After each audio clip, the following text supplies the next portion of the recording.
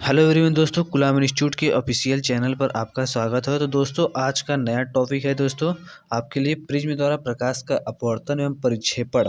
तो ये आपका अध्याय आपका 3 है, जिसमें हम पढ़ेंगे कि प्रिज्म क्या होता है और इससे जो महत्वपूर्ण आपका फार्मूला निकलने वाला है उसके बारे में पढ़ेंगे। तो आप लोग वीडियो को पूरा देखना ताकि आपको इजी तरीके से ये समझ सके। तो सबसे पहले बात कर लेते हैं कि प्रिज्म क्या होता है। तो प्रिज्म दोस्तों आपका जो है, यहाँ पर प्रिज्म का आप फिगर देख सकते हैं। आप असल में अगर प्रिज्म देखा जाए जैसे हीरा होता है, तो प्रिज्म एक ऐसा कि कांच का बना होता है जो कि एक समांग पारदर्शी माध्यम होता है। मतलब कि आपका जो प्रकाश होगा वो अपवर्तित हो सकती है और यहाँ से आप प्रिज्म से निकलकर निर्गत वायु में भी जा सकती है। जैसे कि आपकी जो बाहर की माध्यम है वायु और जो प्रिज्म है वो कांच का बना हुआ है। तो यहाँ प्रकाश की किरण जो आपतित किरण है, यहाँ पर देख सकते हैं, ये जाती है, फिर यहाँ से अपवर्तित होकर फिर बाहर निकल जाती है। तो इसके बारे में भी हम पूरा देखेंगे और इजी तरीके से आपको समझाएंगे।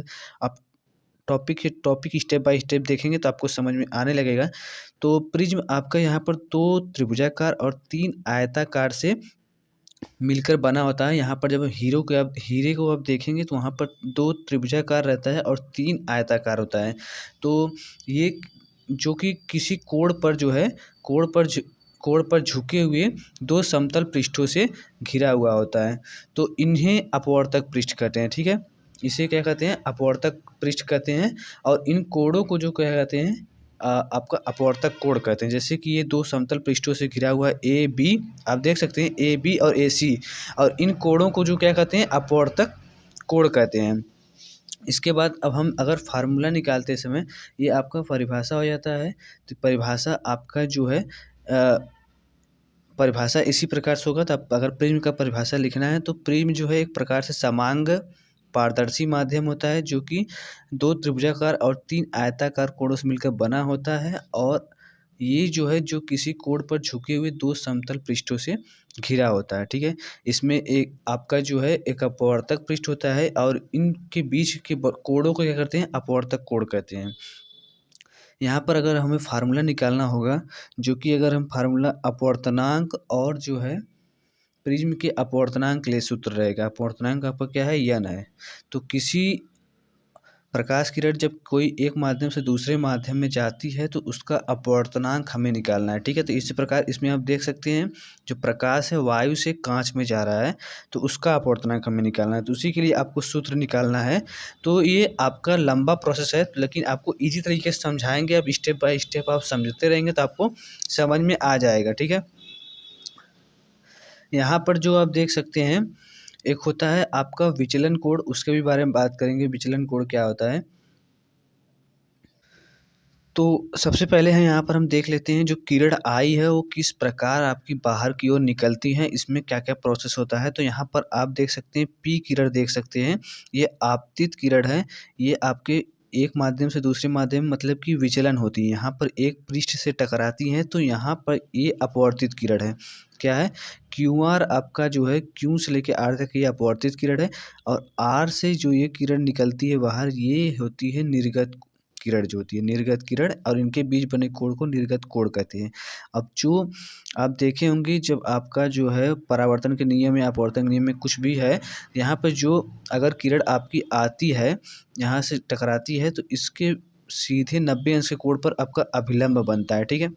आपका अभिलंब यहाँ पर बनता है। तो ये आपका अभिलंब बना हुआ है, आप देख सकते हैं। यहाँ पर अगर तिरछा आपका टकराती है तो इसकी आपका जो है अपवर्तक जो पृष्ठ है ए बी, ये भी आपका जो है थोड़ा सा तिरछा है। तो इसलिए आपका जो है 90 अंश की डिग्री पर अपवर्तक कोण बनेगा।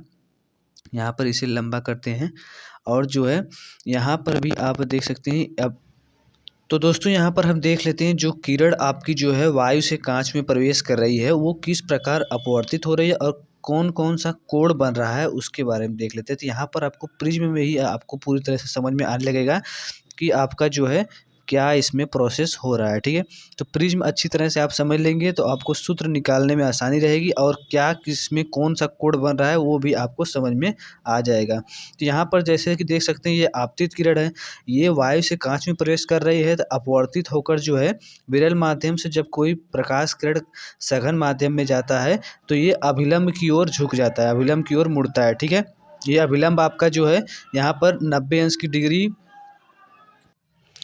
तो यहाँ से किरण आपका जो है कांच में जब प्रवेश करती थी अपवर्तित होकर अभिलंब की ओर मुड़ती है और फिर से कांच की जब ये दूसरे पृष्ठ पर AC पर टकराती है तो फिर ये आपका जो है अब कांच अब जो प्रकाश है सघन माध्यम से विरल माध्यम में जा रहा है तो आपका जो है प्रकाश की किरण जो है अभिलंब से दूर हटती है। यहाँ से आपका अभिलंब देख सकते हैं, ये जो डॉट डॉट लाइन है ये अभिलंब है, क्योंकि अभिलंब के बारे में आपको बताए हैं कि यहाँ पर जो है अगर आपका जो है कोई किरण आपका आती है टकराती है ऐसे करके टकराती है तो आपका जो है यहाँ पर 90 अंश की डिग्री पर आपका एक अभिलंब बनता है, एक आपतन बिंदु पर अभिलंब बनता है। ठीक है, तो यहाँ से आप समझ गए हैं। एक चीज़ आपको ध्यान रखना है, तो विरल माध्यम से सघन माध्यम में प्रकाश किरण जाती है तो अभिलंब की ओर मुड़ जाती है और सघन माध्यम से विरल माध्यम की ओर जाती है तो आपका जो है अभिलंब से दूर हटती है। तो यहाँ पर आपको एक प्रोसेस ये समझ में आ गया। और ये जो किरण है, जो प्रकाश की किरण है,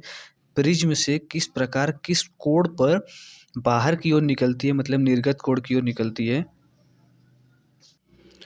निर्गत कोण की ओर आपका जो है निर्गत वायु की ओर निकलती है जो, तो ये आप देख सकते हैं जब इस किरण को जो अपवर्तित किरण आपका जो है ये बाहर की ओर निर्गत की ओर निकलता है तो यहाँ पर एक डॉट डॉट लाइन पीछे की ओर लेके जाती है तो यहाँ पर डेल्टा कोण पर जो है आपका प्रकाश की किरण जो है वो प्रिज्म से बाहर की ओर निकलते हैं और इस कोण पर जो है प्रकाश की किरण मुड़ जाती है। मतलब यहाँ पर डेल्टा कोण आपका जो क्या होगा, विचलन कोण। विचलन कोण ऐसा कोण है जो कि जो सी प्रकाश की किरण जो है विचलित हो जाती है, मतलब कि आपका एक पृष्ठ से टकरा कर आपका उस कोण से आपका जो है प्रकाश की किरण मुड़ जाती हैं। तो यहाँ पर आपका जो पीछे की ओर किरण घुमाते हैं तब ये डेल्टा कोण आपका जो होता है, जो यहाँ पर देख सकते हैं डेल्टा कोण, ये विचलन कोण होता है। तो आपको फटाफट बताते हैं।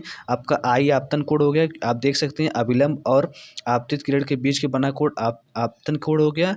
और जो है यहाँ पर आप देख सकते हैं निर्गत आपका जो है किरण आपतन अभिलंब और जो है अपवर्तित किरण के बीच बना जो कोण यहाँ पर निर्गत कोण यहाँ पर इसे कहेंगे, इसे ई से प्रदर्शित करते हैं। और ये देख सकते हैं कि अब जो है अपवर्तित किरण ये है, अपवर्तित किरण और आपका जो है आपतन बिंदु पर अभिलंब जो बना हुआ है उसके बीच का कोण R1 R2 है और ये E है। ठीक है, ये समझ में आ गया होगा जो कोण बने हुए हैं। अब सीधा हम आपको एक चतुर्भुज की ओर लेके चलते हैं। तो आपका चतुर्भुज जो है AQER, मतलब आप देख सकते हैं पूरे फिगर में कि आपका AQER कौन है, AQER आपका चतुर्भुज है, आपका AQER।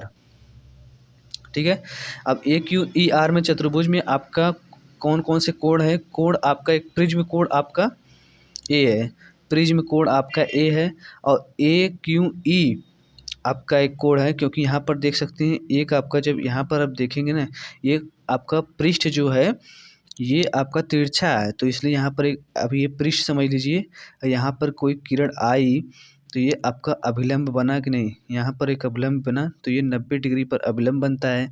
तो एक कोण आपका ए हो गया AQE और QER।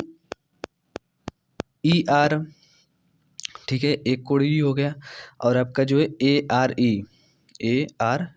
ठीक है, चतुर्भुज के चारों आपके त्रिभुज के चारों कोणों का योग जो है 360 होता है। ठीक है, आपको मालूम है। तो यहाँ पर त्रिभुज के चारों कोणों का मान लिख लेंगे। फिर इसके बाद यहाँ पर कोण ए का मान यही है। अब AQE का मान आप देख सकते हैं यहाँ पर अभिलंब बना हुआ है तो अभिलंब पर जो कोण बनता है वो 90 डिग्री का बनता है। तो यहाँ पर हम 90 डिग्री लिख देंगे।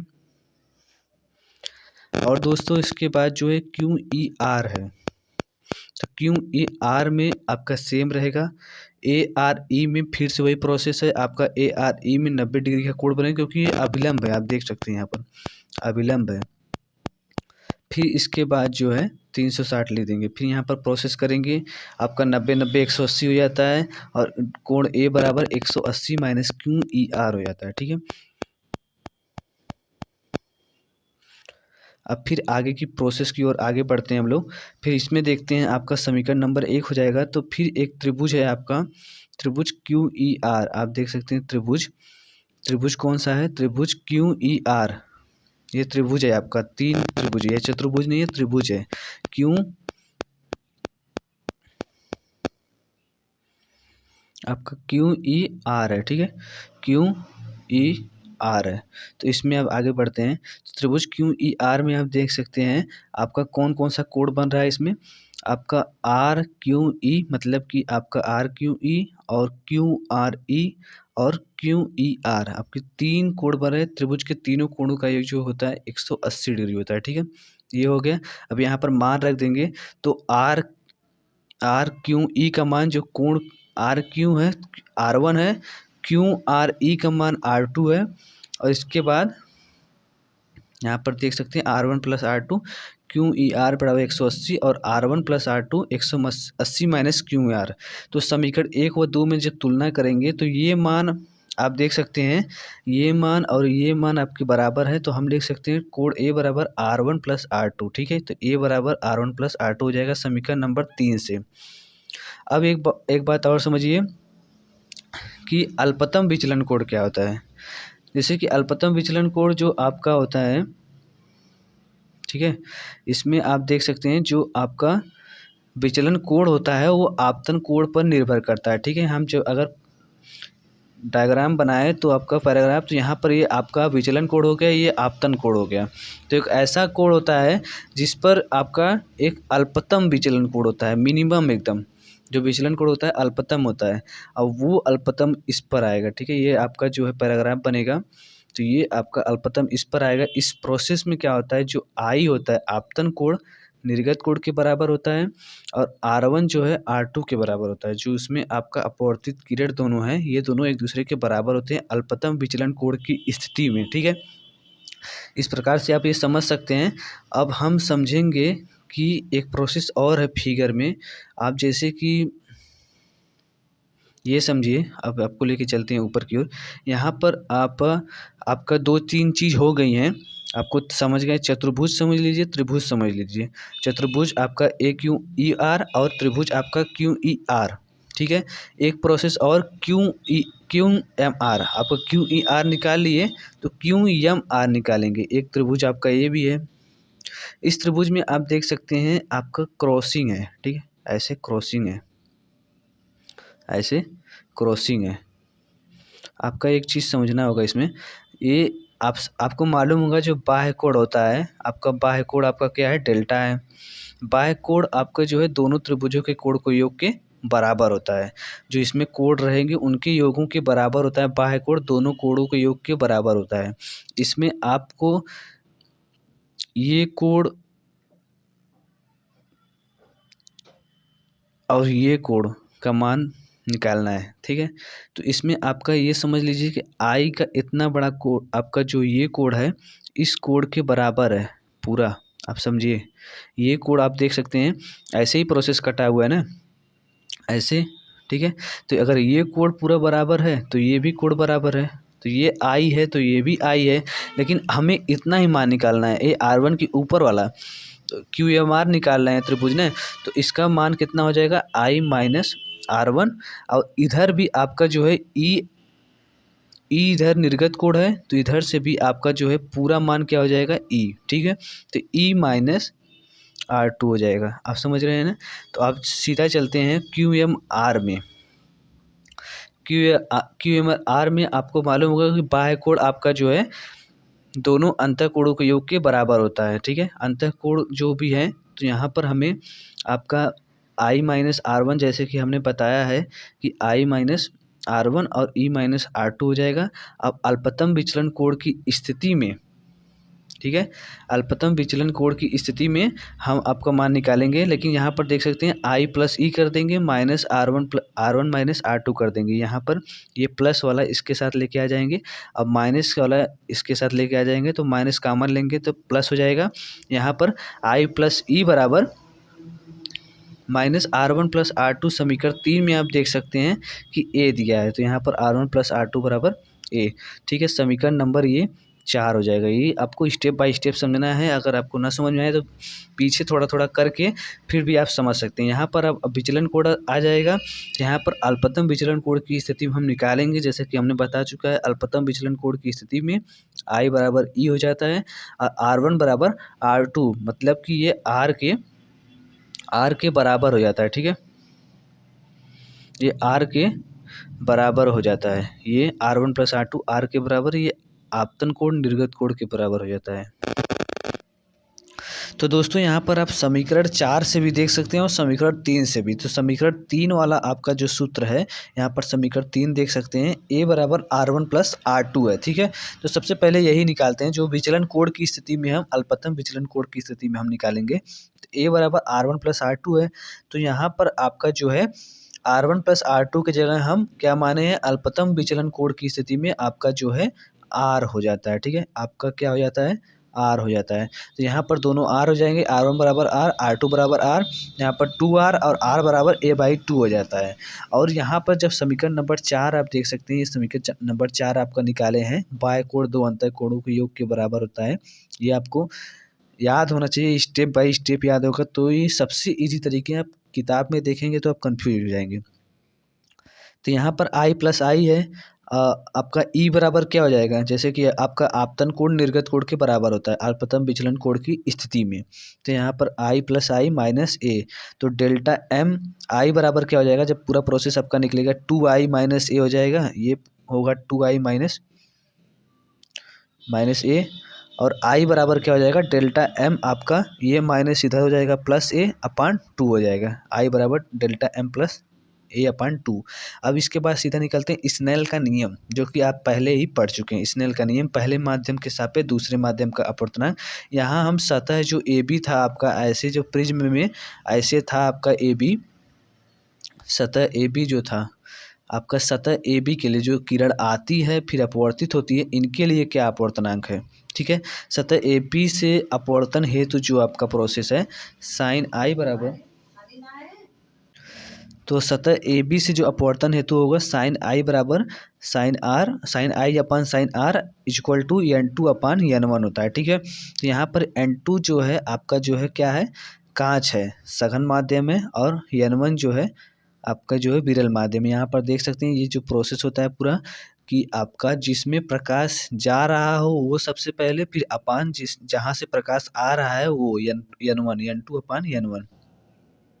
दोस्तों यहाँ पर देखेंगे N2 अपान N1 जो है, यहाँ पर sine I upon sine R। अब I और R का मान हम रख देंगे। जो साइन I है, साइन I और आपका जो है R का मान रखेंगे, तो यहाँ पर हमें अपवर्तनांक का सूत्र निकलेगा। कैसे निकलेगा अब आगे देखेंगे हम। तो यहाँ पर दोस्तों आप देख सकते हैं पूरी तरह से कि आपका जो है I का मान जो था delta M plus A/2 sine A/2 आपका I का मान था। यहाँ पर N2 इक्वल टू N, माना कि N2 इक्वल टू 1, N1 बराबर 1 होता ही है। ठीक है, आपका वायु के सापेक्ष जो आपका अपवर्तनांक 1 होता है, नियतांक होता है। और साइन बराबर जो है यहाँ पर sine delta M plus A/2 sine A/2। ठीक है, ये आपका अपवर्तनांक बड़े कोणों के लिए होगा। अगर जैसे प्रिज्म बड़ा है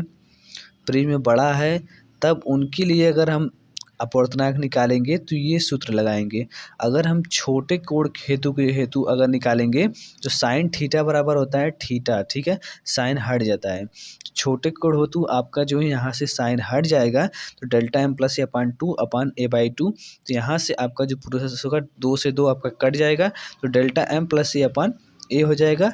और डेल्टा M जो है, अगर डेल्टा M हमें अल्पतम विचलन कोण निकालना है, ठीक है, अल्पतम विचलन कोण निकालना है, तो आपका A इधर चला जाएगा, NA हो जाएगा माइनस A हो जाएगा। ठीक है, NA माइनस A, और आपका जो है डेल्टा M NA माइनस 1 हो जाएगा। A कॉमन ले लेंगे, NA माइनस 1, तो ये आपका अल्पतम विचलन कोण की स्थिति में हो जाएगा।